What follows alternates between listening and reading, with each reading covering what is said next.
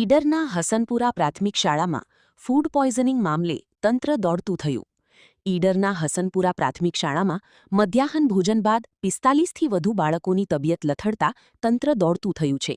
બાળકોને સારવાર માટે ઈડર સિવિલ હોસ્પિટલમાં ખસેડવામાં આવ્યા છે. બનાવની જાણ થતાં ઈડર પ્રાંત અધિકારી, મામલતદાર સહિતના અધિકારીઓ અને તાલુકા ઓફિસર સિવિલ હોસ્પિટલ પહોંચ્યા હતા.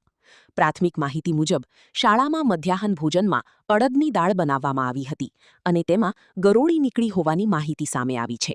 ભોજનમાં બેદરકારી દાખવનાર સામે બાળકોના વાલીઓમાં ભારે રોષ જોવા મળી રહ્યો છે.